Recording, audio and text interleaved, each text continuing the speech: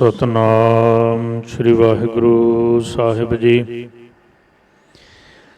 असंख जप असंख भावो, असंख पूजा असंख तप ताओ, असंख ग्रंथ मुख वेद पाठ, असंख जोग मन रहे उदास,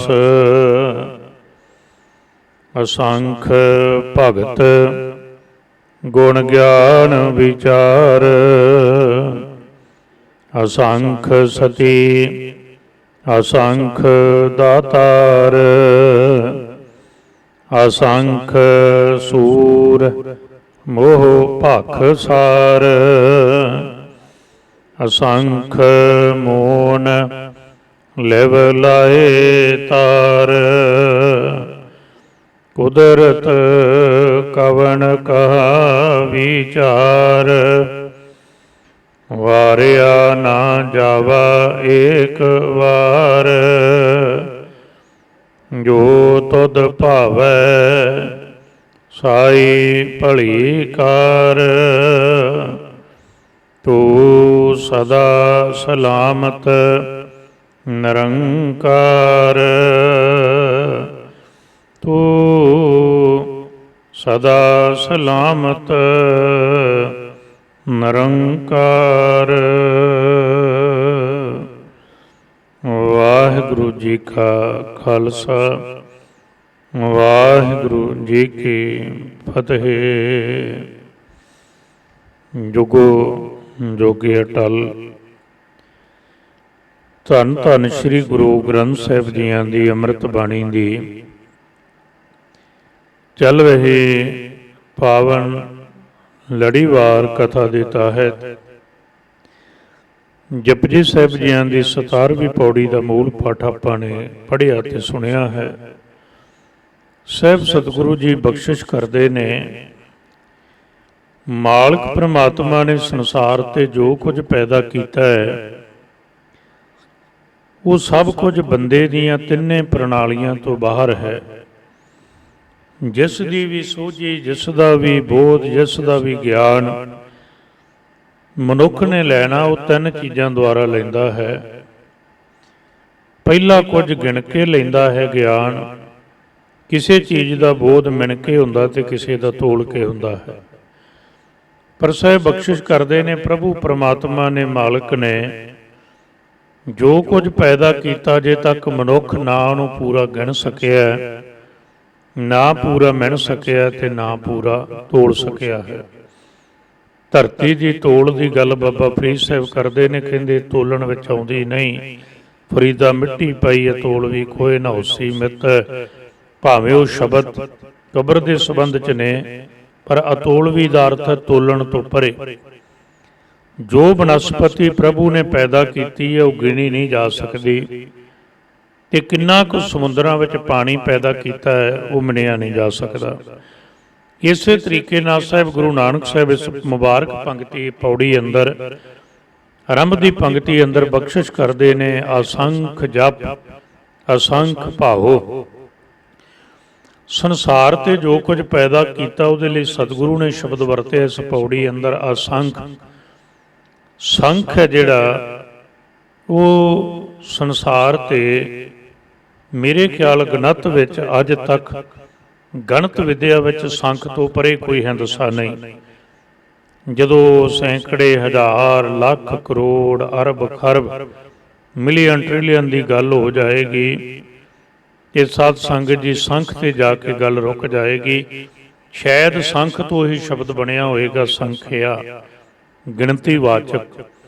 हुण संख तो परे कोई हिंदसा नहीं। ते साहब ने कहा मालिक असंख, वो प्रभु परमात्मा संख्या तो जिहड़ा आप परे है, उन्हें जो पैदा किया है असंख जप, असंख तरह के बेअंत तरह के गिने ना जाने वाले जप ने। ये पौड़ियां बहुत ध्यान नाल समझनियां पैणगियां बड़े ख्याल दे के। हुण जप एक नहीं है तो एक तरह का नहीं है। एक जप किद्दां नहीं है, कोई वाहिगुरू जपदा है, ਕੋਈ ਰਾਮ ਜਪਦਾ ਹੈ, ਕੋਈ ਅੱਲਾ ਜਪਦਾ ਹੈ, ਕੋਈ ਹਰੀ ਜਪਦਾ ਹੈ, ਗੋਵਰਧਨ ਮਾਧੋ ਨਾਰਾਇਣ ਮੁਰਲੀ, ਇਹ ਸਾਰੇ ਪ੍ਰਭੂ ਦੇ ਨਾਮ ਅਸੀਂ ਗੁਰੂ ਗ੍ਰੰਥ ਸਾਹਿਬ ਦੀ ਬਾਣੀ ਅੰਦਰ ਵੀ ਪੜ੍ਹਨੇ ਆ। ਇਸ ਲਈ ਜਪ ਕਰਨ ਦੇ ਸ਼ਬਦ ਵੀ ਵੱਖਰੇ ਨੇ, ਤਰੀਕਾ ਵੀ ਵੱਖਰਾ ਹੈ। ਸੰਸਾਰ ਤੇ ਕਿਤੇ ਜਾਣਾ ਹੋਵੇ ਤੇ ਕਈ ਰਾਹ ਜਾਂਦੇ ਨੇ, ਇੱਕ ਪਿੰਡ ਨੂੰ, ਇੱਕ ਸ਼ਹਿਰ ਨੂੰ। ਕੁਝ ਰਾਹ ਨੇ ਜਿਹੜੇ ਉਹ ਲੰਬੇਰੇ ਵੀ ਹੁੰਦੇ ਨੇ ਤੇ ਡਰਾਵਣੇ ਵੀ ਹੁੰਦੇ ਨੇ। ਕੁਝ ਰਾਹ ਸ਼ਾਰਟ ਹੋਣ, ਛੋਟੇ ਹੋਣ, ਉਹ ਡਰਾਵਣੇ ਵੀ ਹੁੰਦੇ ਨੇ, ਭਿਆਨਕ ਹੁੰਦੇ ਨੇ। ਤੇ ਸਾਹਿਬ ਕਿਰਪਾ ਕਰਦੇ ਨੇ, ਕੁਝ ਰਾਹ ਛੋਟੇ ਵੀ ਹੁੰਦੇ ਆ ਤੇ ਸੌਖੇ ਵੀ ਹੁੰਦੇ ਨੇ।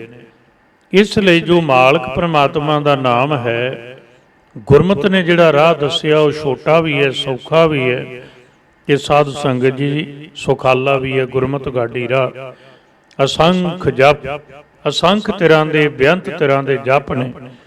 ਹੁਣ ਇਹ ਗੱਲ ਯਾਦ ਰੱਖਣੀ ਹੈ, ਅਸੰਖ ਭਾਵੋ, ਭਾਵੋ ਕਹੀਏ ਪ੍ਰੇਮ।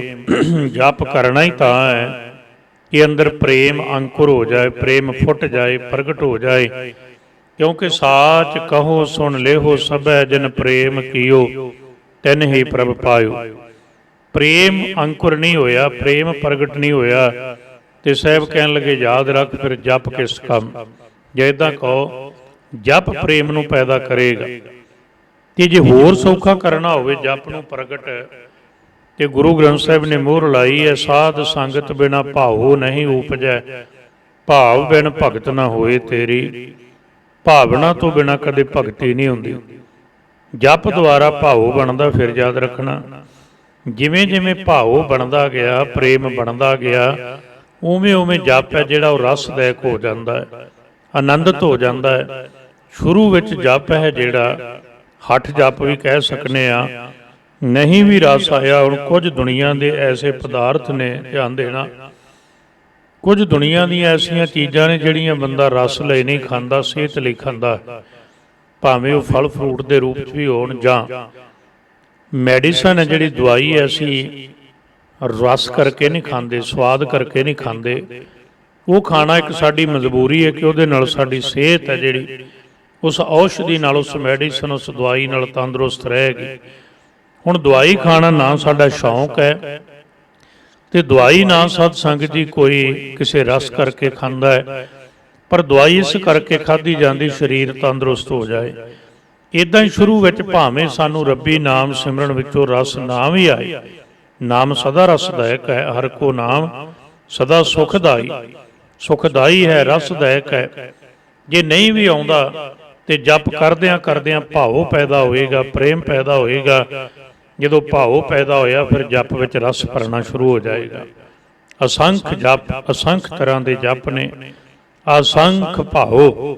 ਤੇ ਜਪ ਦੁਆਰਾ ਅਸੰਖ ਦੇ ਅੰਦਰ ਭਾਵ ਪੈਦਾ ਹੁੰਦਾ, ਪ੍ਰੇਮ ਪੈਦਾ ਹੁੰਦਾ ਹੈ। ਤੇ ਸਾਧ ਸੰਗਤ ਜੀ ਉਹ ਪ੍ਰੇਮ ਦੇ ਰਾਹ ਵੀ ਵੱਖਰੇ ਨੇ। ਪ੍ਰੇਮ ਇੱਕੋ ਹੈ, ਇੱਕ ਉਹ ਵੀ ਪ੍ਰੇਮ ਹੈ ਸਾਧ ਸੰਗਤ ਜੀ ਗੁਰੂ ਦੇ ਕੋਲ ਰਹਿ ਕੇ ਗੁਰਸਿੱਖ ਮੰਨਦੇ ਰਹੇ। ਇੱਕ ਉਹ ਵੀ ਪ੍ਰੇਮ ਹੈ, ਇੱਕ ਸੇਵਕ ਗੁਰ ਪਾਸ, ਇੱਕ ਗੁਰ ਕਾਰੈ ਲਾਈ ਆ, ਉਹ ਦੂਰ ਰਹਿ ਕੇ ਉਹਦਾ ਰਸ ਮਾਣਦੇ ਰਹੇ। ਹੈ ਸਾਰੇ ਉਹ ਪ੍ਰੇਮ ਦੇ ਰਾਹ। ਸਾਹਿਬ ਕਹਿਣ ਲੱਗੇ ਇਸ ਲਈ ਵੀ ਬੇਅੰਤ ਨੇ, ਅਸੰਖ ਨੇ। ਅਸੰਖ ਪੂਜਾ, ਅਸੰਖ ਤਪ ਤਾਓ, ਸਾਹਿਬ ਬਖਸ਼ਿਸ਼ ਕਰਦੇ ਨੇ। ਹੁਣ ਪੂਜਾ ਵੀ ਅਸੰਖ ਤਰ੍ਹਾਂ ਦੀ ਹੈ। ਸਾਡੇ ਮਨਾਂ ਵਿੱਚ ਤਰਕ ਪੈਦਾ ਹੁੰਦੀ ਹੈ ਕਿ ਪੂਜਾ ਤੇ ਇੱਕੋ ਹੀ ਹੈ। ਕੋਈ ਸ਼ੱਕ ਨਹੀਂ, ਸਾਹਿਬ ਨੇ ਕਿਹਾ ਰੱਬ ਦਾ ਸਿਮਰਨ ਕਰਨਾ ਉਹਦੀ ਪੂਜਾ ਹੈ। ਔਰ ਪੂਜਾ ਕਰਨ ਦੇ, ਪ੍ਰਭੂ ਸਿਮਰਨ ਕਰਨ ਤੋਂ ਪਹਿਲਾਂ ਉਹਨੂੰ ਚੇਤੇ ਕਰਨ ਦੇ ਬੇਅੰਤ ਧਰਮਾਂ ਅੰਦਰ ਤਰੀਕੇ ਨੇ। ਅਸੰਖ ਪੂਜਾ, ਕੋਈ ਇੱਕ ਫੁੱਲ ਰੱਖ ਕੇ ਵੀ ਪੂਜਾ ਕਰ ਲੈਂਦਾ, ਕੋਈ ਕਰੋੜਾਂ ਰੱਖ ਕੇ ਵੀ ਪੂਜਾ ਕਰਦੇ ਨੇ, ਕੋਈ ਕੇਵਲ ਪਦਾਰਥ ਰੱਖ ਕੇ ਪੂਜਾ ਕਰਦਾ, ਤੇ ਕੋਈ ਸਿਰ ਭੇਟ ਕਰਕੇ ਵੀ ਪੂਜਾ ਕਰਦੇ ਨੇ। ਤੇ ਪੂਜਾ ਕਰਨ ਵਾਲਾ ਵੀ ਇੱਕ ਨਹੀਂ ਹੈ, ਤੇ ਪੂਜਾ ਵੀ ਇੱਕ ਤਰ੍ਹਾਂ ਦੀ ਨਹੀਂ ਹੈ। ਅਸੰਖ ਪੂਜਾ, ਅਸੰਖ ਤਪ ਤਾਓ, ਅਸੰਖ ਤਰ੍ਹਾਂ ਦੇ ਤਪ ਨੇ। ਉਹ ਤਪ ਕਾਹਦੇ ਲਈ ਹੈ? ਤਾਓ ਕਹੀਏ ਤਾਹ ਦੇਣਾ। ਔਰ ਯਾਦ ਰੱਖਣਾ, ਦੁੱਧ ਨੂੰ ਤਾਹ ਦਿੱਤੇ ਬਿਨਾ ਕਦੇ ਉਹ ਜੰਮਦਾ ਨਹੀਂ, ਮਲਾਈ ਨਹੀਂ ਉਤਰਦੀ, ਜੰਮਦਾ ਨਹੀਂ, ਮੱਖਣ ਨਹੀਂ ਨਿਕਲਦਾ। ਮਨ ਨੂੰ ਤਾਹ ਦਿੱਤੇ ਬਿਨਾ ਕਦੇ ਇਹਦੇ ਚੋਂ ਪ੍ਰਭੂ ਨਹੀਂ ਪ੍ਰਗਟ ਹੁੰਦਾ। ਤਾਂ ਹੀ ਸਤਿਗੁਰੂ ਸੱਚੇ ਪਾਤਸ਼ਾਹ ਨੇ ਰੱਬੀ ਬਾਣੀ ਸੰਦੇਸ਼ਾ ਦਿੱਤਾ ਹੈ, ਦੁਨੀਆ 'ਚ ਮਨ ਦੇ ਤਪ ਨੂੰ ਭੁੱਲਦੀ ਜਾ ਰਹੀ ਹੈ, ਤਨ ਦਾ ਤਪ ਬਹੁਤਾ ਕੀਤਾ ਜਾ ਰਿਹਾ ਹੈ। ਤਨ ਦੇ ਤਪ ਦੀ ਲੋੜ ਹੈ, ਸੇਵਾ ਤਨ ਦਾ ਤਪ ਹੈ। ਲੋੜਵੰਦ ਦੀ ਸਹਾਇਤਾ ਪਰਉਪਕਾਰ ਤਨ ਦਾ ਤਪ ਹੈ। ਪਰ ਸਾਹਿਬ ਕਹਿੰਦੇ ਅਸੰਖ ਤਪ ਤਾਓ, ਮਨ ਨੂੰ ਤਾਉਣ ਦੇ, ਮਨ ਦੀ ਤਪੱਸਿਆ ਦੇ ਵੀ ਬੇਅੰਤ ਭਾਵ ਗਿਣਤੀ ਤੋਂ ਪਾਰ ਅਸੰਖ ਤਰੀਕੇ ਨੇ। ਇੰਨੀ ਕੋ ਬੇਨਤੀ ਕਰਾਂ, ਧੰਨ ਗੁਰੂ ਨਾਨਕ ਸਾਹਿਬ ਸੱਚੇ ਪਾਤਸ਼ਾਹ ਜਦੋਂ ਚੂਹੜ ਕਾਣੇ ਪਿੰਡ ਜਾਂਦੇ ਨੇ, ਕੇਵਲ ਪ੍ਰਕਰਨਾਂ ਜਿੰਨੀ ਗੱਲ ਜੁੜਦੀ ਉਹਨੂੰ ਆਪਾਂ ਸਾਂਝੀ ਕਰਾਂਗੇ। ਤੇ ਇੱਕ ਗੱਲ ਕਹਿੰਦੇ ਉਹਨਾਂ ਨੇ ਭੁੱਖੇ ਸਾਧੂਆਂ ਨੂੰ, ਉਹਨਾਂ ਨੇ ਪੁੱਛਿਆ ਸੀ ਪ੍ਰਸ਼ਾਦਾ ਪਾਣੀ ਛਕਣ ਤੋਂ ਬਾਅਦ ਜਦੋਂ ਬੈਠੇ ਸਾਹਿਬ ਦੇ ਚਰਨਾਂ 'ਚ ਸਤਸੰਗਤ ਰੂਪ ਹੁੰਦਾ ਹੈ ਤੇ ਸਤਸੰਗਤ ਰੂਪ ਇਕੱਤਰਤਾ ਵਿੱਚ ਸਾਹਿਬ ਗੁਰੂ ਨਾਨਕ ਸਾਹਿਬ ਬਚਨ ਕਰਦੇ ਨੇ, ਤੁਸੀਂ ਕੀ ਕਰ ਰਹੇ ਸੀ, ਕੀ ਕਰਦੇ ਹੋ? ਉਹਨਾਂ ਕਿਹਾ ਪ੍ਰਭੂ ਮਿਲਣ ਦੀ ਇੱਛਾ ਹੈ, ਅਸੰਖ ਤਪਤਾਓ। ਇਹ ਸਤਿਗੁਰੂ ਸੱਚੇ ਪਾਤਸ਼ਾਹ ਨੇ ਕਿਹਾ ਤੁਹਾਡੇ ਭਾਗ ਬਹੁਤ ਚੰਗੇ ਨੇ। ਅੱਜ ਵਰਗੇ ਸਾਡੇ ਜਿਹੜੇ ਹੁੰਦੇ ਨਾ, ਸਾਡੇ ਵਰਗੇ, ਉਹਨਾਂ ਕਹਿਣਾ ਸੀ ਇਹ ਵਾਧੂ ਹੀ ਕੰਮ ਕਰੀ ਜਾਂਦੇ ਹੋ, ਇਹ ਕੀ ਕਰਦੇ ਹੋ? ਕਹੀ ਗੱਲ ਹੈ ਪਰ ਕਹਿਣ ਦਾ ਤਰੀਕਾ ਹੈ, ਸਮਝਾਉਣ ਦਾ ਤਰੀਕਾ ਹੈ। ਤੇ ਸਾਹਿਬ ਨੇ ਕਿਹਾ ਠੀਕ ਹੈ, ਕੰਮ ਤੁਹਾਡਾ ਠੀਕ ਹੈ, ਤਰੀਕਾ ਗਲਤ ਹੈ। ਪ੍ਰਭੂ ਮਿਲਣਾ ਚਾਹੀਦਾ, ਉਹਦੇ ਮਿਲਣ ਦੀ ਤੜਫ ਹੋਣੀ ਚਾਹੀਦੀ ਹੈ। ਸੁਖਮਨੀ ਸਾਹਿਬ 'ਚ ਆਪਾਂ ਪੜ੍ਹਨੇ ਆ, ਜਿਸ ਜਨ ਕੋ ਪ੍ਰਭ ਦਰਸ ਪਿਆਸਾ, ਨਾਨਕ ਤਾਕੈ ਬਲ ਬਲ ਜਾਸਾ। ਸਾਹਿਬ ਕਹਿੰਦੇ ਤੁਹਾਥੋਂ ਬਲਿਹਾਰ ਹਾਂ, ਤਰੀਕਾ ਗਲਤ ਹੈ। ਕਹਿਣ ਲੱਗੇ ਤਰੀਕਾ ਕਿਹੜਾ ਗਲਤ ਹੈ? ਅਸੰਖ ਤਪਤਾਓ, ਬੇਅੰਤ ਤਰੀਕੇ ਨੇ, ਅਸੰਖ ਤਰੀਕੇ ਨੇ ਇਸ ਤਪੱਸਿਆ ਦੇ, ਮਨ ਦੀ ਸਾਧਨਾ ਦੇ। ਤੇ ਗੁਰੂ ਨਾਨਕ ਸਾਹਿਬ ਨੇ ਬਚਨ ਕਹਿਣ ਲੱਗੇ ਭਲਿਓ, ਪੁੱਠੇ ਲਟਕ ਕੇ, ਧੂਣੀਆਂ ਤਾਪ ਕੇ, ਇੱਕ ਪੈਰ ਦੇ ਭਾਰ ਖੜ ਕੇ, ਇਹ ਤਪੱਸਿਆ ਨਹੀਂ ਹੈ। ਤਪੱਸਿਆ ਕਰਨੀ ਹੈ, ਤਪ ਤਾਉਣਾ ਤੇ ਮਨ ਦਾ ਕਰੋ। ਮਮਾ ਮਨਸਿਓ ਕਾਜ ਹੈ, ਮਨ ਸਾਧੈ ਸਿਧ ਹੋਏ। ਸਾਧ ਨਾਮ ਨਿਰਮਲਤਾ ਕੇ ਕਰਮ, ਮਨ ਦੀ ਸਾਧਨਾ। ਕਹਿਣ ਲੱਗੇ ਉਹ ਕਿੱਦਾਂ ਹੋਵੇ? ਸਾਹਿਬ ਕਹਿੰਦੇ ਕਦੇ ਖੱਡ ਨੂੰ ਕੁੱਟਿਆਂ ਸੱਪ ਨਹੀਂ ਮਰਦਾ, ਸਿਆਣੇ ਹੋ। ਸੱਪ ਮਾਰਨਾ ਹੋਵੇ ਖੱਡ ਕੁੱਟੀ ਜਾਈਏ। ਸਾਧ ਸੰਗਤ ਜੀ, ਜਿਹੜੀ ਦਰਖਤ ਵਿੱਚ ਬਿੱਲ ਬਣ ਜਾਂਦੀ ਹੈ, ਜਿਹੜੀ ਉਹ ਖੱਡ ਬਣਾ ਲੈਂਦਾ ਸੱਪ, ਉਹ ਕੁੱਟਦੇ ਰਹੀਏ, ਸੱਪ ਨਹੀਂ ਮਰਦਾ। ਖੱਡ ਕੁੱਟਿਆਂ ਕਦੇ, ਵਰਮੀ ਕੁੱਟਿਆਂ ਕਦੇ ਸੱਪ ਨਹੀਂ ਮਰਦਾ। ਸਰੀਰ ਨੂੰ ਤਾਇਆ ਕਦੇ ਮਨ ਨਹੀਂ ਮੰਨਦਾ, ਮਨ ਸਾਧਿਆ ਨਹੀਂ ਜਾਂਦਾ। ਇਸ ਲਈ ਜੇ ਸੱਪ ਮਾਰਨਾ ਖੱਡ ਨਹੀਂ, ਸੱਪ ਮਾਰਨ ਦੀ ਲੋੜ ਹੈ। ਸਾਹਿਬ ਕਹਿੰਦੇ ਜੇ ਮਨ ਨੂੰ ਪ੍ਰਭੂ ਨਾਲ ਜੋੜਨਾ ਹੈ ਤੇ ਵਰਮੀ ਮਾਰੀ ਸਾਪ ਨਾ ਮੂਆ। ਵਰਮੀ ਮਾਰਿਆ ਕਦੇ ਸੱਪ ਨਹੀਂ ਮਰਦਾ। ਤਨ ਦਾ ਤਾ ਨਹੀਂ, ਅਸੰਖ ਤਪ ਤਾਓ, ਮਨ ਦਾ ਤਾ ਕਰ, ਮਨ ਦੀ ਤਪੱਸਿਆ ਕਰ। ਮਨ ਕਰਕੇ ਇਹ ਵੀ ਯਾਦ ਰੱਖਣਾ, ਸਰੀਰ ਵਿੱਚ ਵਾਰ-ਵਾਰ ਜੀਵ ਆਤਮਾ ਨੂੰ ਆਉਣ ਲਈ ਜੇ ਕੋਈ ਮਜਬੂਰ ਕਰਦਾ ਤੇ ਉਹ ਮਨ ਕਰਦਾ ਹੈ। ਜਿਸ ਦਿਨ ਮਨ ਪ੍ਰਭੂ ਵਿੱਚ ਲੀਨ ਹੋ ਗਿਆ, ਜੋਤ ਸਰੂਪ ਹੋ ਗਿਆ, ਆਪਣੇ ਮੂਲ ਨੂੰ ਇਸ ਮਨ ਨੇ ਪਛਾਣ ਲਿਆ, ਇਹ ਹੀ ਬ੍ਰਹਮ ਰੂਪ, ਇਹ ਜੋਤ ਰੂਪ ਹੋ ਜਾਏਗਾ। ਫਿਰ ਸਤਿਗੁਰ ਕੈ ਜਨਮੈ ਗਵਨ ਮਟਾਇਆ, ਇਹ ਅਵਸਥਾ ਨੂੰ ਮਿਲ ਜਾਏਗੀ। ਇਸ ਲਈ ਅਸੰਖ ਤਪ ਤਾਓ, ਅਸੰਖ ਤਰ੍ਹਾਂ ਦੀ ਤਪੱਸਿਆ ਕਰਨ ਵਾਲੇ, ਤਪ ਤਾਉਣ ਵਾਲੇ ਨੇ, ਉਹਨਾਂ ਦੀ ਵੀ ਕੋਈ ਗਿਣਤੀ ਨਹੀਂ। ਅਸੰਖ ਗ੍ਰੰਥ ਮੁਖ ਵੇਦ ਪਾਠ। ਸਾਹਿਬ ਕਹਿਣ ਲੱਗੇ ਅਸੰਖ ਤਰ੍ਹਾਂ ਦੇ ਇਹ ਧਰਤੀ ਤੇ ਜਾਂ ਦੇਸ਼ ਅੰਦਰ ਗ੍ਰੰਥ ਨੇ। ਹੁਣ ਸਾਡੀ ਕੀ ਸਮੱਸਿਆ ਹੈ? ਗੁਰੂ ਸਾਹਿਬ ਨੇ ਇੱਕ ਰੱਬ ਦੀ ਗੱਲ ਕੀਤੀ ਹੈ ਤੇ ਅਸੀਂ ਬਹੁਤ ਕਹਿੰਦੇ ਹਾਂ, ਪਰ ਇੱਕ ਰੱਬ ਦੇ ਨਾਲ ਗੁਰੂ ਸਾਹਿਬ ਨੇ ਇੱਕ ਮਨੁੱਖਤਾ ਦੀ ਗੱਲ ਵੀ ਕੀਤੀ ਹੈ। ਜੇ ਮਨੁੱਖਤਾ ਉਹ ਸਾਰੀ ਇੱਕ ਰੱਬ ਦੀ ਹੈ, ਪਰ ਮੰਦਾ ਕਿਸ ਨੂੰ ਆਖੀਏ ਜਾਂ ਤਿਸ ਬਿਨ ਕੋਈ ਨਾ ਹੈ। ਕਿਹਾ ਨਾ ਬਾਬਾ ਫਰੀਦ ਸਾਹਿਬ ਨੇ ਫਰੀਦਾ, ਖਾਲਿਕ ਖਲਕ ਮਹਿ ਖਲਕ ਵਸੈ ਰੱਬ ਮਾਹੇ। ਮੰਦਾ ਕਿਸ ਨੂੰ ਆਖੀਏ ਜਾਂ ਤਿਸ ਬਿਨ ਕੋਈ ਨਾ ਹੈ। ਕੌਣ ਬੁਰਾ ਹੈ? ਅਗਿਆਨਤਾ ਹੋਣੀ ਹੋਰ ਗੱਲ ਹੈ। ਉਹਦੀ ਅਗਿਆਨਤਾ ਵੇਖ ਕੇ ਉਹਨੂੰ ਲਾਂਭੇ ਦੇਣੇ, ਭੱਦੇ ਸ਼ਬਦ ਕਹਿਣੇ ਇੱਕ ਦੂਸਰਿਆਂ ਨੂੰ, ਦੂਸਰੇ ਧਰਮਾਂ ਨੂੰ ਕਹਿਣੇ, ਬਹੁਤ ਗਲਤ ਗੱਲ ਹੈ। ਇਹ ਗੁਰਮਤ ਨਹੀਂ ਹੈ। ਆਪਣੀ ਮਰਜ਼ੀ ਨਾਲ ਜਿਹੜਾ ਮਰਜ਼ੀ ਗੁਰਮਤ ਬਣਾਈ ਫਿਰੇ। ਸਮਝਾਉਣਾ ਇੱਕ ਤਰੀਕਾ ਹੈ, ਇੱਕ ਮੈਥਡ ਹੈ। ਪਰ ਸਾਧ ਸੰਗਤ ਜੀ, ਹੁਣ ਬਿਲਕੁਲ ਹੀ ਕਿਸੇ ਦੇ ਧਾਰਮਿਕ ਗ੍ਰੰਥਾਂ ਨੂੰ ਰੱਦ ਕਰਨਾ, ਆਪਾਂ ਕਿਸੇ ਦੇ ਨੂੰ ਕਰਦੇ ਰਹੀ, ਆਪਣੇ ਨੂੰ ਕਰਦੇ ਰਹਾਂਗੇ। ਤੇ ਇਹ ਸਾਰੀਆਂ ਘਟਨਾਵਾਂ ਵੇਖ ਕੇ ਅਕਸਰ ਲੋਕ ਧਰਮਾਂ ਨਾਲੋਂ ਟੁੱਟ ਜਾਂਦੇ ਨੇ ਵੀ ਇਹ ਤੇ ਆਪ ਝਗੜੇ ਵਿੱਚ ਨੇ। ਅਸੰਖ ਗ੍ਰੰਥ, ਇੱਕ ਤਰ੍ਹਾਂ ਦੇ ਗ੍ਰੰਥ ਨਹੀਂ, ਅਸੰਖ ਨੇ। ਅਸੰਖ ਕਿਹੜੇ ਨੇ? ਸਿਰਮੌਰ ਗ੍ਰੰਥ, ਜਿਸ ਨੂੰ ਦੁਨੀਆ ਅੰਦਰ ਕੇਵਲ ਇੱਕੋ ਧਾਰਮਿਕ ਗ੍ਰੰਥ ਧੰਨ ਗੁਰੂ ਗ੍ਰੰਥ ਸਾਹਿਬ, ਜਿਨ੍ਹਾਂ ਨੂੰ ਗੁਰਤਾ ਗੱਦੀ ਦੀ ਉਪਾਧੀ ਜਾਂ ਗੁਰੂ ਸ਼ਬਦ ਨਾਲ ਜਿਨ੍ਹਾਂ ਨੂੰ ਸੰਬੋਧਨ ਕਰੀਦਾ, ਜਾਂ ਜਿਨ੍ਹਾਂ ਨੂੰ ਗੁਰੂ ਪਦਵੀ ਹਾਸਲ ਹੈ, ਕੋਈ ਸ਼ਬਦ ਵਰਤ ਲਓ, ਉਹ ਸੱਚੇ ਪਾਤਸ਼ਾਹ ਗੁਰੂ ਗ੍ਰੰਥ ਸਾਹਿਬ ਸਰਮੌਰ ਨੇ। ਫਿਰ ਜਦੋਂ ਆਪਾਂ ਗਿਣਾਂਗੇ 4 ਵੇਦ, 6 ਸ਼ਾਸਤਰ, 27 ਸਿਮਰਤੀਆਂ, ਸਾਧ ਸੰਗਤ ਜੀ 18 ਮੇਨ ਪ੍ਰਾਣ, 108 ਉਪਨਿਸ਼ਦਾਂ, तो रेत है, अंजील है, कुरान है, बाइबल है, ओल्ड न्यू टेस्टामेंट, धम्मपद ग्रंथ ने महात्मा बुद्ध जियां दे। ते फिर आपां दूसरे पासे जाइए, इस तरीके नाल सारिआं नूं जदों वेखांगे असंख ने साडे अंदर गुरु ग्रंथ साहिब जी ने, गुरु गोबिंद सिंह साहिब जी की अपनी बाणी है जिस नूं असीं श्री दसम ग्रंथ के नाम नाल जाणदे, भाई गुरदास साहिब ने, भाई नंद लाल ने, फिर साढ़े इतिहासक स्रोत ने, भगत बाणियां ने, गुरबिलास ने, होर इस तरीके नाल एक नहीं ऐसे असंख धार्मिक ग्रंथ ने, मुख वेद पाठ, मुख दे खक्के दी सिहारी कहंदी, जिन्हां दा मुख तो ज्ञान लई पाठ कीता जांदा, वेद शब्द विद तो बनिया विद्या लई, इसलिए जां कह लो विद्या तो ज्ञान रूप अर्थ भी कीता जांदा है। ज्ञान देन वाले, ज्ञानमई वेद रूप जिहड़े ने, ग्रंथ ने जिहड़े विद्या देन वाले, ज्ञान देन वाले, उन्हां दा पाठ करन वाले भी असंख ने, ते ग्रंथ भी असंख ने, उन्हां दी भी कोई गिणती नहीं। असंख जोग मन रहे उदास, असंख ऐसे ने जिहड़े मलाप दे राह ते तुरे होए ने, मन रहे उदास, जिन्हां दे मन अंदर उदासता, उदासीनता पैदा हो गई, जिन्हां दे अंदर एक निराशा कह लो, एक विराग पैदा हो गया। असंख जोग, जोग कहंदे संगत जी मिलाप दे राह नूं, ते जोगी कहंदे मिले होए नूं। जिहड़ा बंदा राह ते नहीं तुरिया वो फिर मिलेगा किदां? इसलिए जोग राह है, जोगी मिलिया होया। एक बेनती इत्थे होर है, हुण आपां पहिलां शब्दी अर्थ कर लईए। असंख जोग मिलाप दे भी बहुत राह ने। हुण एक पिंड नूं 4 राह आउंदे ने, जिस राह तो मैं आ रहा उस पिंड वल जां उस शहर वल, ते जे मैं कहां सारिआं नूं इस राह तो आउणा चाहीदा ते मेरे जिन्ना मूर्ख दुनिया ते नहीं कोई होएगा। ते जां मैं ये कह सकदा जिस रस्ते ते मैं चल रहा, जे मैनूं लगदा वो बड़ा सुखाला है, वो बड़ा सौखा है, उत्थे कोई डर नहीं, उत्थे कोई भय नहीं, हर कोई चल सकदा है, उस राह की मैं वडियाई दस सकदा भी ये राह बड़ा छोटा है, बड़ी जल्दी पहुँचीदा, ये चलना बड़ा सौखा है, ये कोई घटनाक्रम नहीं, इस राह ते कोई एक्सीडेंट नहीं, ये राह ते कोई लुट नहीं, ये राह ते कोई डरार नहीं, ये राह की वडियाई है। पर जे मैं कहां केवल ये राह ही जाता है तो ये मेरी मूर्खता है।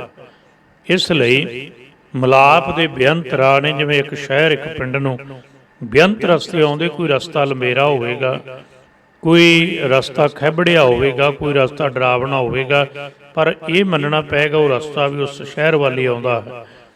असंख जोग मिलाप दे बेअंत राह ने, मन रहे उदास, जिहदे ते चलण वाले, जिहदे ते मिलण दी तीबर इच्छा रखण वाले, उन्हां दे मनां दे विच उदासीनता पैदा हुंदी। उद कहीदा अपने आप नूं, उदासी शब्द भी इत्थों आया है। ਜਿਹੜੇ ਉਦ ਆਸਣ ਕਰ ਲੈਂਦੇ ਨੇ, ਆਪਣੇ ਕੋਲੇ ਬਹਿਣਾ ਸਿੱਖ ਜਾਂਦੇ ਨੇ। ਅੱਜ ਦੇ ਸਮੇਂ 'ਚ ਬੰਦਾ ਧੀਆਂ ਪੁੱਤਰਾਂ ਪਰਿਵਾਰਾਂ ਨਾਲ ਬਹਿ ਲੈਂਦਾ ਹੈ, ਰਿਸ਼ਤੇਦਾਰਾਂ ਨਾਲ ਬਹਿ ਲੈਂਦਾ, ਮਿੱਤਰਾਂ ਨਾਲ ਬਹਿ ਲੈਂਦਾ, ਕੋਈ ਨਾ ਕੋਲ ਹੋਵੇ ਤੇ ਟੈਲੀਫੋਨ ਮੋਬਾਈਲ ਸਾਡੇ ਕੋਲ ਨੇ, ਅਸੀਂ ਉਹਦੇ ਰਾਹੀਂ ਕਿਸੇ ਨਾਲ ਜੁੜੇ ਰਹਿੰਦੇ। ਇਹਦਾ ਮਤਲਬ ਕਿਸੇ ਦੇ ਨਾਲ ਬੈਠੇ ਆ। ਕਿਸੇ ਬੰਦੇ ਨੂੰ ਕਮਰੇ ਵਿੱਚ ਬਿਨਾਂ ਫੋਨ ਦਿੱਤਿਆਂ, ਬਿਨਾਂ ਕੋਈ ਸੰਚਾਰ ਸਾਧਨ ਦਿੱਤਿਆਂ कुछ दिन कलिया छड्डिया जाए, वो बंदे की मन की हालत पता लग जाएगी। हुण दिन चले पिछे लॉकडाउन जिन्होंने कहा गया, करफ्यू लगे, किदां बंदा अपने घर अंदर बैठिया टैलीफोन ते भी जुड़िया होया, मीडिया राਹੀਂ भी जुड़िया होया लोकां नाल, फिर भी लोग घबराहट महसूस करते रहे। ਇਹਦਾ मतलब एक गल पक्की है, बंदे दे अंदर अजे टिका नहीं मन विच इन्ना कि अपने आप कोल बह सके। कई बार मैं भी बेनती करना, जो मनोविग्यान नूं कदे पढ़ोगे ना, ये गल पक्की है, बंदा कदे भी मैल कोल नहीं बैठता, गंदगी कोल नहीं बैठता। शायद अपने मन कोले तां नहीं बह पाउंदा जदों ये अपने मन नूं वेखदा, इहदे अंदर विकार ने, गंदगी है, नरक वर्गा ਜਿਹੜਾ ਇਹਨੂੰ ਆਪਾਂ ਕਹੀ ਉੱਥੋਂ ਮਹਿਸੂਸ ਹੁੰਦੀ ਹੈ, ਉੱਥੋਂ ਦੇ ਹਾਲਾਤ ਮਹਿਸੂਸ ਹੁੰਦੇ ਨੇ ਮਨ ਦੇ। ਇਸ ਲਈ ਜਿਹੜਾ ਇਕੱਲਾ ਰਹਿ ਸਕਦਾ ਉਹ ਮੰਨਦੇ ਨੇ ਇੱਕ ਰੱਬ ਦਾ ਪਿਆਰਾ ਕੋਈ ਸਾਧੂ ਰਹਿ ਸਕਦਾ ਹੈ। ਅਸੰਖ ਜੋਗ ਮਨ ਰਹੇ ਉਦਾਸ, ਜਿਨ੍ਹਾਂ ਦੇ ਅੰਦਰ ਉਦਾਸਨ ਹੈ, ਆਪਣੇ ਕੋਲ ਬਹਿਣਾ ਸਿੱਖ ਗਏ। ਜਾਂ ਫਿਰ ਦਰਖਤ ਰਹਿ ਸਕਦਾ ਹੈ, ਵਰਨਾ ਇਕੱਲਿਆਂ ਰਹਿਣਾ ਬੜਾ ਔਖਾ ਹੈ। ਤੇ ਗੁਰਸਿੱਖ ਕਦੇ ਇਕੱਲਾ ਹੁੰਦਾ ਨਹੀਂ, ਕਿਉਂਕਿ ਇਹਦੇ ਕੋਲੇ ਹਮੇਸ਼ਾ ਗੁਰ ਕਾ ਸ਼ਬਦ ਹੈ। ਗੁਰ ਕਾ ਬਚਨ ਬਸੈ ਜੀ ਨਾਲੇ, ਸਦਾ ਇਹਦੇ ਨਾਲ ਹੈ। ਗੁਰ ਮੇਰਾ ਸੰਗ ਸਦਾ ਹੈ ਨਾਲੇ। ਤੇ ਸੰਭਾਲਿਆ ਕਿਵੇਂ ਜਾਂਦਾ? ਸਿਮਰ ਸਿਮਰ ਤੇ ਸਦਾ ਸੰਭਾਲੇ। ਇਸ ਲਈ ਸਾਹਿਬ ਕਿਰਪਾ ਕਰਦੇ ਨੇ, ਉਹਨਾਂ ਦੇ ਮਨ ਅੰਦਰ ਉਦਾਸੀਨਤਾ ਆ ਗਈ, ਉਹਨਾਂ ਦੇ ਮਨ ਦੇ ਅੰਦਰ ਉਦਾਸਤਾ ਆ ਗਈ। ਉਦਾਸ ਵਿੱਚੋਂ ਨਿਰਾਸ਼ਤਾ, ਸੰਸਾਰ ਦੀ ਨਾਸ਼ਵੰਤਾ ਦਾ ਪਤਾ ਲੱਗਦਾ। ਨਾਸ਼ਵੰਤਾ ਦਾ ਪਤਾ ਲੱਗਾ, ਮਨ 'ਚੋਂ ਬੈਰਾਗ ਹੁੰਦਾ ਹੈ। ਬੈਰਾਗੀ ਮਨ ਪ੍ਰਭੂ ਮਿਲਾਪ ਦੀ ਤੜਫ ਰੱਖਦਾ ਹੈ। ਸਾਹਿਬ ਦੇ ਆਪਾਂ ਬਚਨ ਪੜ੍ਹਨੇ, ਮਨ ਬੈਰਾਗ ਭਇਆ ਦਰਸ਼ਨ ਦੇਖਣੇ ਕਾ ਚਾਓ। ਬੈਰਾਗੀ ਮਨ ਤਿਆਗੀ ਹੋ ਨਿਬੜਦਾ, ਪਦਾਰਥ ਤੋਂ ਹੀ ਨਹੀਂ ਇਕੱਲਾ, ਵਿਕਾਰਾਂ ਤੋਂ ਵੀ ਤਿਆਗ ਹੋ ਜਾਂਦਾ, ਮੁਕਤਾ ਹੋ ਜਾਂਦਾ। ਉਹ ਕੇਵਲ ਤੇ ਕੇਵਲ ਉਧ ਰਹਿ ਜਾਂਦਾ ਹੈ। ਤੇ ਫਿਰ ਜਿਸ ਦਿਨ ਮਨ ਤਿਆਗੀ ਹੋ ਜਾਂਦਾ, ਉਧ ਹੋ ਜਾਂਦਾ ਹੈ, ਉਹਦੇ ਫਿਰ ਪ੍ਰਭੂ ਦਾ ਰੂਪ ਹੋਣਾ ਸ਼ੁਰੂ ਹੋ ਜਾਂਦਾ ਹੈ। ਉਹਨੂੰ ਸਾਹਿਬ ਨੇ ਕਿਹਾ ਮਨ ਤੋਂ ਜੋਤ ਸਰੂਪ ਹੈ ਆਪਣਾ ਮੂਲ ਪਛਾਣ। ਇਸ ਲਈ ਅਸੰਖ ਜੋਗ ਮਨ ਰਹੇ ਉਦਾਸ, ਅਸੰਖ ਰਾਹ ਨੇ ਮਿਲਾਪ ਦੇ। ਨਾਲ ਇੱਕ ਬੇਨਤੀ ਤੁਹਾਡੇ ਨਾਲ ਜ਼ਰੂਰ ਸਾਂਝੀ ਕਰਨੀ ਹੈ, ਅੱਗੇ ਵੀ ਵਿਚਾਰ ਆਏਗੀ ਤੇ ਆਪਾਂ ਬਚਨ ਸਾਂਝੇ ਕਰਾਂਗੇ। ਸਾਹਿਬ ਨੇ ਕਿਸੇ ਰਾਹ ਨੂੰ ਕਿਸੇ ਇਸ ਤਰੀਕੇ ਨਾਲ, ਜਿਵੇਂ ਅਸੀਂ ਅੱਜ ਕਹੇ ਨੇ, ਕਿਸੇ ਸੰਪਰਦਾ ਕਿਸੇ ਧਰਮ ਨੂੰ ਮਾੜਾ ਨਹੀਂ ਕਿਹਾ। ਜੋਗੀ ਹੈ ਤੇ ਸਾਹਿਬ ਕਹਿੰਦੇ ਏਕ ਦ੍ਰਿਸ਼ਟ ਕਰ ਸੰਸਰ ਜਾਣੈ, ਜੋਗੀ ਕਹੀਐ ਸੋਈ। ਤੂੰ ਜੋ ਵੀ ਹੈ ਉਹ ਹੋ, ਪਰ ਉਹ ਹੋਣ ਦਾ ਤਰੀਕਾ ਗੁਰੂ ਗ੍ਰੰਥ ਸਾਹਿਬ ਨੇ ਦੱਸਿਆ। ਭਾਵ ਇਨਸਾਨੀਅਤ ਧਰਮ ਨੂੰ ਸਭ ਤੋਂ ਉੱਪਰ ਮੰਨਦੇ ਆ। ਕਿਸੇ ਵੀ ਧਰਮ ਅੰਦਰ ਰਹਿੰਦੇ ਆ, ਪ੍ਰਭੂ ਸਿਮਰਨ ਕਰ, ਉਹਦੀ ਬੰਦਗੀ ਕਰ, ਰਾਮ ਅੱਲਾ ਵਾਹਿਗੁਰੂ। ਸ਼ਬਦਾਂ ਦਾ ਭੇਦ ਹੋਏਗਾ, ਰਾਹ ਦਾ ਭੇਦ ਹੋਏਗਾ, ਮੰਜ਼ਲੇ ਮਕਸੂਦ ਸਾਰੇ ਜੀਵਾਂ ਦੀ ਇੱਕ ਹੈ। ਅਸੰਖ ਭਗਤ ਗੁਣ ਗਿਆਨ ਵਿਚਾਰ। ਸਾਹਿਬ ਕਹਿਣ ਲੱਗੇ ਅਸੰਖ ਭਗਤ ਨੇ। ਯਾਦ ਰੱਖਣਾ, ਭਗਤ ਵੀ ਕੇਵਲ ਇਹ ਨਹੀਂ ਕਿ ਸਾਡੇ ਧਰਮ ਜਾਂ ਕਿਸੇ ਧਰਮ ਜਾਂ ਕਿਸੇ ਦੇਸ਼ ਅੰਦਰ। ਇਹ ਵੀ ਸ਼ਬਦ ਵਿਦਵਾਨ ਸੱਜਣਾ ਤੋਂ ਤੁਸੀਂ ਸੁਣਦੇ ਹੋ। ਜਿਹੜਾ ਇੱਕ ਧਰਮ ਦਾ ਹੋਵੇ ਉਹ ਭਗਤ ਨਹੀਂ ਹੁੰਦਾ, ਜਿਹੜਾ ਇੱਕ ਦੇਸ਼ ਦਾ ਹੋਵੇ ਉਹ ਸੰਤ ਨਹੀਂ ਹੁੰਦਾ। ਉਹ ਸਾਰਿਆਂ ਦੇ ਸਾਂਝੇ ਹੁੰਦੇ ਨੇ। ਕਿਉਂ? ਸੂਰਜ ਦਾ ਸੰਬੰਧ ਇਕੱਲੇ ਭਾਰਤ ਜਾਂ ਅਮਰੀਕਾ, ਜਾਪਾਨ ਤੇ ਚਾਈਨਾ ਨਾਲ ਨਹੀਂ। ਇਹ ਉਹਨਾਂ ਹੀ ਨਿਊਜ਼ੀਲੈਂਡ ਦਾ ਤੇ ਉਹਨਾਂ ਆਸਟ੍ਰੇਲੀਆ ਦਾ, ਉਹਨਾਂ ਹੀ ਦੂਸਰੇ ਦੇਸ਼ਾਂ ਦਾ ਹੈ। ਭਾਵ ਸੂਰਜ ਸਰਬ ਸਾਂਝਾ ਹੈ, ਚੰਦਰਮਾ ਸਰਬ ਸਾਂਝਾ ਹੈ, ਧਰਤੀ ਸਰਬ ਸਾਂਝੀ, ਪਾਣੀ ਸਰਬ ਸਾਂਝਾ, ਹਵਾ ਸਰਬ ਸਾਂਝੀ ਹੈ, ਆਕਾਸ਼ੀ ਬੱਦਲ ਸਰਬ ਸਾਂਝੇ ਨੇ। ਵੇਖੋ ਸਮੁੰਦਰ ਤੇ ਉਹਨੇ ਕਿੱਥੇ ਪੈਦਾ ਕੀਤੇ ਹੈ, ਤੇ ਵਾਸ਼ਪੀਕਰਨ ਹੋ ਕੇ ਪਾਣੀ ਉਹ ਕਿੱਥੇ ਲਿਆ ਕੇ ਸੁੱਟਦਾ, ਜਿੱਥੇ ਸਮੁੰਦਰ ਹੁੰਦਾ ਹੀ ਨਹੀਂ। ਉਹਨੇ ਕਿਸੇ ਨਾਲ ਪੱਖਪਾਤਤਾ ਨਹੀਂ ਕੀਤੀ। ਜੇ ਸਭ ਕੁਝ ਉਹਨੇ ਸਾਂਝਾ ਪੈਦਾ ਕੀਤਾ ਹੈ, ਤੇ ਸਾਧ ਸੰਗਤ ਜੀ ਜਿਹੜੇ ਰੱਬ ਨਾਲ, ਪ੍ਰਭੂ ਨਾਲ ਸੱਚਮੁੱਚ ਇੱਕ ਮਿਕ ਹੋ ਜਾਂਦੇ ਆ, ਭੇਦ ਹੋ ਜਾਂਦੇ, ਲੀਨ ਹੋ ਜਾਂਦੇ, ਜੁੜ ਜਾਂਦੇ ਆ, ਉਹਨਾਂ ਲਈ ਸਾਰਾ ਕੁਝ ਸਾਂਝਾ ਹੋ ਜਾਂਦਾ। ਸੰਖ ਭਗਤ ਗੁਣ ਗਿਆਨ ਵਿਚਾਰ। ਤੇ ਇੱਥੋਂ ਯਾਦ ਰੱਖਣਾ, ਪਰ ਇੱਕ ਫਰਕ ਜ਼ਰੂਰ ਹੈ, ਹੁੰਦੇ ਉਹ ਸਰਬ ਸਾਂਝੇ ਨੇ, ਪਰ ਸਾਧ ਸੰਗਤ ਜੀ ਉਹ ਜਗ੍ਹਾ ਜਗ੍ਹਾ ਨਹੀਂ ਹੁੰਦੇ। ਸਿਆਣੇ ਕਥਨ ਕਰਦੇ ਨੇ, ਵਕੀਲ, ਡਾਕਟਰ, ਮਾਸਟਰ, ਜੱਜ ਤੁਹਾਨੂੰ ਹਰੇਕ ਸ਼ਹਿਰ ਵਿੱਚ ਮਿਲ ਜਾਣਗੇ। ਭਗਤ ਤੇ ਸੰਤ ਅਖੌਤੀ ਬਹੁਤ ਮਿਲਣਗੇ, ਪਰ ਰੱਬ ਦੇ ਪਿਆਰੇ ਤੁਹਾਨੂੰ ਬਹੁਤ ਘੱਟ ਮਿਲਣਗੇ। ਉਹ ਪੁਰੀ ਵਿੱਚ ਸ਼ਹਿਰ ਸ਼ਹਿਰ ਨਹੀਂ, ਉਹ ਹੈਨ ਵਿਰਲੇ ਨਾ ਹੀ ਘਣੇ, ਫੈਲ ਫੱਕੜ ਸੰਸਾਰ ਵਾਲੀ ਅਵਸਥਾ ਵਿੱਚ ਹੁੰਦੇ ਨੇ। ਇਸ ਲਈ ਸਾਹਿਬ ਕਿਰਪਾ ਕਰਦੇ ਨੇ, ਅਸੰਖ ਭਗਤ, ਅਸੰਖ ਹੀ ਬੇਅੰਤ ਹੀ ਐਸੇ ਭਗਤ ਨੇ, ਗੁਣ ਗਿਆਨ ਵਿਚਾਰ, ਜਿਹੜੇ ਪ੍ਰਭੂ ਦੇ ਗੁਣਾਂ ਦੀ, ਉਹਦੇ ਗੁਣਾਂ ਦੇ ਗਿਆਨ ਦੀ ਵਿਚਾਰ ਦੁਨੀਆ ਨੂੰ ਦਿੰਦੇ ਨੇ। ਕਿਉਂਕਿ ਗੁਣ ਹੈ ਜਿਹੜੇ ਉਹ ਗਿਆਨ 'ਚੋਂ ਪ੍ਰਗਟ ਹੁੰਦੇ ਆ। ਗਿਆਨ ਭਗਵਾਨ ਵਿੱਚੋਂ ਪ੍ਰਗਟ ਹੁੰਦਾ। ਜਿਸ ਦਿਨ ਪ੍ਰਭੂ ਮਿਲਿਆ ਅਸਲ ਗਿਆਨ ਉਹਦੇ ਹੁੰਦਾ। ਅਸੀਂ ਅੱਜ ਬਾਹਰ ਤੋਂ ਚਾਰ ਸ਼ਬਦ ਪੜ੍ਹ ਕੇ ਉੱਚੀਆਂ ਉੱਚੀਆਂ ਲੰਮੀਆਂ ਲੰਮੀਆਂ ਬਾਹਾਂ ਕਰ ਕਰਕੇ ਲੋਕ ਕਹਿੰਦੇ ਗਿਆਨ, ਉਹ ਗਿਆਨ ਨਹੀਂ ਭਲਿਓ। ਜਿਤਨੀ ਦੇਰ ਉਹ ਪ੍ਰਭੂ ਨਹੀਂ ਆਇਆ ਉਹਦਾ ਗਿਆਨ ਕਿਵੇਂ ਆਏਗਾ? ਸੁਣਦੇ ਹੋ ਆਪ ਜੀ ਕਦੇ ਸਤਿਕਾਰਯੋਗ ਗਿਆਨੀ ਸੰਤ ਸਿੰਘ ਜੀ ਮਸਕੀਨ, ਉਹਨਾਂ ਦੀ ਕਥਾ ਦੇ ਬੋਲ। ਕਿ ਉਹਨਾਂ ਨੇ ਅਨੁਭਵੀ ਬੋਲ ਨੇ ਜਿਹੜੇ ਸਾਨੂੰ ਧਾਰਮਿਕ ਗ੍ਰੰਥਾਂ 'ਚੋਂ ਲੱਭਣੇ ਔਖੇ ਨੇ। ਵੇਖੋ ਸਾਧ ਸੰਗਤ ਜੀ, ਜਿਹੜੇ ਅਕਸਰ ਅਸੀਂ ਬਾਹਰ ਦੀਆਂ ਕਿਤਾਬਾਂ 'ਚੋਂ ਨਹੀਂ ਲੱਭ ਸਕਦੇ, ਧਾਰਮਿਕ ਗ੍ਰੰਥਾਂ ਜਾਂ ਰੱਬੀ ਸਿਮਰਨ ਵਿੱਚੋਂ ਅਨੁਭਵੀ ਪੁਰਸ਼ਾਂ ਨੂੰ, ਮਹਾਤਮਾ ਮਹਾਂਪੁਰਸ਼ਾਂ ਨੂੰ ਮਿਲਦੇ ਨੇ। ਸੂਰਜ ਪ੍ਰਗਟ ਹੋਇਆ, ਭਗਵਾਨ ਤੇ ਗਿਆਨ ਦਾ ਸੰਬੰਧ ਕੀ ਹੈ? ਸੂਰਜ ਦਾ ਪ੍ਰਗਟ ਹੋਣਾ, ਕਿਰਨਾਂ ਦਾ ਪ੍ਰਗਟ ਹੋਣਾ, ਰੌਸ਼ਨੀ ਦਾ ਪ੍ਰਗਟ ਹੋਣਾ। ਜੇ ਸੂਰਜ ਹੀ ਨਹੀਂ ਤੇ ਰੌਸ਼ਨੀ ਦਾ ਕਦੇ ਸੋਚਿਆ ਨਹੀਂ ਜਾ ਸਕਦਾ। ਤੇ ਉਹ ਰੌਸ਼ਨੀ ਆਏਗੀ ਤਾਂ ਜੇ ਸੂਰਜ ਹੈ, ਸੂਰਜ ਆਏਗਾ ਤੇ ਰੌਸ਼ਨੀ ਆਏਗੀ, ਦੋਵਾਂ ਦਾ ਸੰਬੰਧ ਹੈ। ਪ੍ਰਭੂ ਪ੍ਰਗਟ ਹੋਏਗਾ, ਭਗਵਾਨ ਮਿਲੇਗਾ ਤੇ ਗਿਆਨ ਆਏਗਾ। ਤੇ ਸਾਧ ਸੰਗਤ ਜੀ, ਜੇ ਗਿਆਨ ਆਏਗਾ ਤਾਂ ਜੇ ਭਗਵਾਨ ਪ੍ਰਗਟ ਹੋਏਗਾ ਤਾਂ ਕਿ ਆਪਾਂ ਕਹਾਂਗੇ ਜੇ ਪ੍ਰਭੂ ਮਿਲਿਆ ਨਹੀਂ ਫਿਰ ਗਿਆਨ ਦਾ ਕੇਵਲ ਰੌਲਾ। ਹਾਂ, ਕੋਈ ਕੇਵਲ ਦੀਵਾ ਬਾਲ ਕੇ ਕਹਿੰਦਾ ਰਹੇ ਕਿ ਮੈਂ ਸੂਰਜ ਦਾ ਗਿਆਨ ਲਈ ਫਿਰਦਾ, ਦੀਵੇ ਕੁਝ ਮਿੰਟਾਂ ਤੇ ਘੰਟਿਆਂ ਬਾਅਦ ਬੁਝ ਜਾਂਦੇ ਨੇ। 4 ਅਰਬ ਸਾਲ ਤੋਂ ਉੱਪਰ ਟਾਈਮ ਹੋ ਗਿਆ, ਸੂਰਜ ਅਜੇ ਵੀ ਦਗਾ ਦਗ ਚੱਲ ਰਿਹਾ ਹੈ। ਇੱਦਾਂ ਦੇ 50 ਅਰਬ ਸੂਰਜ ਐਸਟ੍ਰੋਨਮੀ ਮੰਨਦੀ ਹੈ, ਪੜ੍ਹੋ ਕਦੇ ਖਗੋਲ ਵਿਗਿਆਨ ਨੂੰ। ਮਤਲਬ ਕੇਵਲ ਇੰਨਾ ਹੀ ਹੈ ਕਿ ਸੂਰਜ ਦਾ ਗਿਆਨ, ਸੂਰਜ ਦੀ ਰੌਸ਼ਨੀ, ਰੌਸ਼ਨੀ ਤੇ ਸੂਰਜ, ਇਹਨਾਂ ਦਾ ਸੰਬੰਧ ਹੈ। ਭਗਵਾਨ ਤੇ ਗਿਆਨ ਦਾ ਸੰਬੰਧ ਹੈ। ਪ੍ਰਭੂ ਪ੍ਰਗਟ ਹੋਇਆ, ਗਿਆਨ ਆਏਗਾ, ਅੰਦਰ ਦਾ ਗਿਆਨ ਆਇਆ। ਪ੍ਰਭ ਕੈ ਸਿਮਰਨ ਗਿਆਨ ਧਿਆਨ ਤਤ ਬੁੱਧ, ਇਹਦਾ ਮਤਲਬ ਪ੍ਰਭੂ ਪ੍ਰਗਟ ਹੋ ਗਿਆ। ਕੇਵਲ ਦੀਵਾ ਚੁੱਕ ਕੇ ਰੌਲਾ ਪਾਉਣਾ ਇਹ ਮੂਰਖਤਾ ਵਾਲੀ ਗੱਲ ਹੈ। ਬਾਹਰ ਦੇ 4 ਅੱਖਰ ਸਿੱਖ ਲੈ, ਤੇ ਕਈ ਵਾਰੀ ਬੇਨਤੀ ਕੀਤੀ ਹੈ, ਬਾਹਰ ਦੇ ਅੱਖਰ ਜ਼ਿੰਦਗੀ ਚਲਾਉਂਦੇ ਨੇ, ਬਦਲਦੇ ਨਹੀਂ। ਬਦਲਦੀ ਹੈ ਜ਼ਿੰਦਗੀ ਪ੍ਰਭੂ ਗਿਆਨ ਦੁਆਰਾ। ਭਗਤਾਂ ਦੀ ਜ਼ਿੰਦਗੀ ਬਦਲੀ ਹੈ।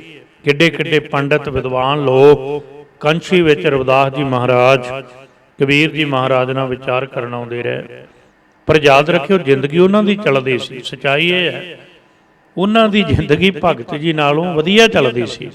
ਪਦਾਰਥ ਉਹਨਾਂ ਕੋਲ ਜ਼ਿਆਦੇ ਸੀ, ਧਨ ਉਹਨਾਂ ਕੋਲ ਜ਼ਿਆਦੇ ਸੀ, ਪਰ ਬਦਲੀ ਨਹੀਂ ਜ਼ਿੰਦਗੀ, ਖੜੇ ਉੱਥੇ ਹੀ ਰਹੇ। ਅੱਜ ਵੀ ਗਿਆਨ ਦਾ ਹੁੱਕਾ ਮਾਰਨ ਵਾਲੇ ਲੋਕ, ਉਹਨਾਂ ਦੀ ਜ਼ਿੰਦਗੀ ਤੁਹਾਨੂੰ ਐਸ਼ੋ ਇਸ਼ਰਤ ਵਿੱਚ ਬਿਹਤਰ ਚੱਲਦੀ ਦਿਸੇਗੀ, ਸੁੱਖ ਸਹੂਲਤਾਂ ਜ਼ਿਆਦਾ ਦਿਸਣਗੀਆਂ। ਪਰ ਯਾਦ ਰੱਖਿਓ, ਕੇਵਲ ਬਾਬੇ ਕਬੀਰ ਦਾ, ਭਗਤ ਸਾਹਿਬਾਨਾਂ ਦਾ ਨਾਮ ਬਦਲ ਕੇ, ਰੌਲੇ ਪਾ ਕੇ ਜ਼ਿੰਦਗੀਆਂ ਚੱਲ ਸਕਦੀਆਂ, ਬਦਲਦੀ ਨਹੀਂ। ਜ਼ਿੰਦਗੀ ਬਦਲਦੀ ਹੈ ਸੰਖ ਭਗਤ। ਐਸੇ ਵੀ ਬੇਅੰਤ ਭਗਤ ਨੇ ਗੁਣ ਗਿਆਨ ਵਿਚਾਰ, ਜਿਹੜੇ ਪ੍ਰਭੂ ਦੇ ਗੁਣਾਂ ਦੇ ਗਿਆਨ ਦੁਆਰਾ ਵਿਚਾਰ ਕਰਦੇ ਨੇ। ਫਿਰ ਬੇਨਤੀ ਨਾਲ ਕਰਾਂ, ਜਦੋਂ ਗਿਆਨ ਆ ਗਿਆ ਉਦੋਂ ਉਹਦੇ ਗੁਣ ਨੇ ਜਿਹੜੇ ਉਹ ਪ੍ਰਗਟ ਹੋਣਗੇ। ਗੁਣ ਕਦੇ ਗਿਆਨ ਬਿਨਾਂ ਪ੍ਰਗਟ ਨਹੀਂ ਹੁੰਦੇ, ਭਗਤੀ ਬਿਨਾਂ ਪ੍ਰਗਟ ਨਹੀਂ ਹੁੰਦੇ। ਗੁਣ ਇੱਕ ਐਸਾ ਫਲ ਹੈ ਜਿਹੜਾ ਭਗਤੀ ਰੂਪੀ ਦਰਖਤ ਨੂੰ ਲੱਗਦਾ ਹੈ। ਇਸ ਲਈ ਐਸੇ ਵੀ ਭਗਤ ਬੇਅੰਤ ਤੇ ਅਸੰਖ ਨੇ। ਅਸੰਖ ਸਤੀ ਅਸੰਖ ਦਾਤਾਰ, ਅਸੰਖ ਹੀ ਸਤੀ ਕਹੀਏ। ਸਤਿ ਸ਼ਬਦ ਸੰਸਕ੍ਰਿਤ ਦਾ ਸਤਿ, ਸੱਚ। ਬੇਅੰਤ ਹੀ ਲੋਕ ਸੱਚੇ ਨੇ। ਹੁਣ ਅਸੀਂ ਕੀ ਕਹਿੰਦੇ ਹਾਂ, ਅੱਜ ਸੱਚਾ ਕੋਈ ਨਹੀਂ ਰਿਹਾ, ਅੱਜ ਕੋਈ ਚੰਗਾ ਨਹੀਂ ਰਿਹਾ। ਗੁਰੂ ਗ੍ਰੰਥ ਸਾਹਿਬ ਨੇ ਬਚਨ ਕਹੇ ਆ, ਕਹਿਣ ਲੱਗੇ ਤੂੰ ਜਹਾਜ਼ ਤੇ ਸਫ਼ਰ ਕਰਦਾ ਹੋਵੇਂ ਤੇ ਤੈਨੂੰ ਪੁੱਛੀਏ ਵੀ ਥੱਲੇ ਕਿੰਨੇ ਸਾਈਕਲ ਵਾਲੇ ਲੰਘੇ ਆ, ਜਾਂ ਸਾਈਕਲ ਤੇ ਕਿੰਨੇ ਬੰਦੇ ਬੈਠੇ ਸੀ, ਤੂੰ ਕਹੇਂਗਾ ਮੈਨੂੰ ਕੀ ਪਤਾ। ਬੰਦਾ ਤੁਰਿਆ ਜਾਂਦਾ ਹੋਵੇ, ਉਹਦੇ ਉੱਪਰ ਦੀ ਜਹਾਜ਼ ਲੰਘ ਜੇ, ਉਹਨੂੰ ਪੁੱਛੀਏ ਵੀ ਜਹਾਜ਼ 'ਚ ਕਿੰਨੇ ਬੰਦੇ ਬੈਠੇ ਸੀ, ਉਹ ਕਹੇਗਾ ਮੈਨੂੰ ਕੀ ਪਤਾ। ਬੰਦਾ ਤੁਰਿਆ ਜਾ ਰਿਹਾ, ਉਹਦਾ ਜਹਾਜ਼ ਨਾਲ ਸੰਬੰਧ ਨਹੀਂ। ਜਹਾਜ਼ 'ਚ ਬੈਠਾ ਜਾ ਰਿਹਾ, ਉਹਦਾ ਸਾਈਕਲ ਤੇ ਤੁਰੇ ਜਾਂਦੇ ਨਾਲ ਸੰਬੰਧ ਨਹੀਂ। ਤੁਰਦੇ ਕੋ ਤੁਰਦਾ ਮਿਲੇ ਵਾਲੀ ਗੱਲ ਹੈ। ਉੱਡਿਆ ਜਾ ਰਿਹਾ ਉੱਡਦਾ ਮਿਲੇਗਾ, ਤੁਰਿਆ ਜਾਂਦਾ ਤੁਰਿਆ ਮਿਲੇਗਾ। ਅਸੀਂ ਖੁਦ ਝੂਠ ਨਾਲ ਜੁੜੇ ਹਾਂ ਤੇ ਰੌਲਾ ਪਾਵਾਂਗੇ ਸੰਸਾਰ 'ਚ ਕੋਈ ਚੰਗਾ ਨਹੀਂ, ਕੋਈ ਸੱਚਾ ਨਹੀਂ ਰਿਹਾ। ਤੇ ਸਾਧ ਸੰਗਤ ਜਦੋਂ ਚੰਗਿਆਂ ਨੂੰ ਮਿਲਾਂਗੇ, ਉਹਨਾਂ ਦੀ ਸੰਗਤ ਕੀਤਿਆਂ ਫਿਰ ਇੱਕ ਗੱਲ ਸਾਹਮਣੇ ਆਏਗੀ, ਵਾਕਿਆ ਹੀ ਦੁਨੀਆ ਵਿੱਚ ਚੰਗਿਆਂ ਦੀ ਕਮੀ ਨਹੀਂ। ਥੋੜ੍ਹੀ ਜਿਹੀ ਬੇਨਤੀ, ਅਸੰਖ ਸਤੀ ਅਸੰਖ ਦਾਤਾਰ, 2 ਪ੍ਰਮਾਣ ਦੇ ਆ। ਪਹਿਲਾ ਪ੍ਰਮਾਣ ਤੇ ਭਾਈ ਗੁਰਦਾਸ ਸਾਹਿਬ ਨੇ ਨਾ ਸਨਾਤਨੀ ਮੱਤ ਦੇ ਏਡੇ ਵੱਡੇ ਇਤਿਹਾਸ ਨੂੰ ਇੱਕੋ ਪੰਕਤੀ ਵਿੱਚ ਲਿਖ ਦਿੱਤਾ ਹੈ। ਦੁਰਯੋਧਨ ਦੀ ਗੱਲ ਆਉਂਦੀ ਹੈ, ਯੁਧਿਸ਼ਟਰ ਦੀ ਗੱਲ ਆਉਂਦੀ ਹੈ। ਦੋਵਾਂ ਨੂੰ ਕਿਹਾ ਸੀ ਨਾ, ਦੁਰਯੋਧਨ ਨੂੰ ਕਿਹਾ ਸੀ ਕੋਈ ਚੰਗਾ ਲੱਭ ਕੇ ਲਿਆ, ਤੇ ਯੁਧਿਸ਼ਟਰ ਨੂੰ ਕਿਹਾ ਸੀ ਕੋਈ ਮਾੜਾ ਲੱਭ ਕੇ ਲਿਆ। ਤੇ ਕੀ ਹੋਇਆ? ਭਾਈ ਸਾਹਿਬ ਭਾਈ ਗੁਰਦਾਸ ਜੀ ਕੀ ਕਹਿੰਦੇ ਨੇ, ਕਹਿਣ ਲੱਗੇ ਦੁਰਯੋਧਨ ਨੂੰ ਕੋਈ ਭਲਾ ਨਹੀਂ ਲੱਭਦਾ, बुरा ना कोई युधिष्ठिर दुर्योधन कोई भला ना पिखा है। दुर्योधन नूं कोई चंगा नहीं लभ्या ते युधिष्ठिर नूं कोई बुरा नहीं लभ्या। याद रखना, रहत मर्यादा कहती प्रमाण किसी का दिता जा सकता, गुरु ग्रंथ साहिब ने बड़े दिते ने। ते उधरले पासे जदों असीं गुरु ग्रंथ साहिब नूं पुछांगे, असंख सती असंख दातार सच्चे पातशाह कहंदे ने, बाबा कबीर साहिब कहंदे मेरा साथी बनना ते एक काम कर। असीं क्या जी की करिए? कहन लगे जी मेरा साथी तां बन सकदा कबीर सब ते हम बुरे, हम तज भलो सब कोय जिन ऐसा कर बूझिया, मीत हमारा सोए हम नहीं चंगे बुरा नहीं कोय, प्रणवत नानक धारै सोए। वो साथी बन सकदा जिहड़ा कहे मैं सब तो बुरा, सारे मेथों चंगे ने, असी उल्ट है। बंदा जे कहंदा मैं कदे किसी का बुरा नहीं कीता, मेरा सारे बुरा करदे ने, तू बुरे का बीज ना बीजिया हुंदा तेरा बुरा होना ही नहीं। कोई करना भी चाहुंदा, गुरु ग्रंथ साहिब ने कहा ना उत्थे रमज दित्ती हो, सतगुर सबना दा भला मनाएंदा तिस दा बुरा क्यों होए। तेरा कोई बुरा करना भी चाहेगा नहीं होएगा, क्योंकि तू बीज ही नहीं बीजिया होएगा। जे तेरा बुरा हो रहा किसी के कारण तो यह मतलब तू बुरा कीता सी, बीज बीजिया सी।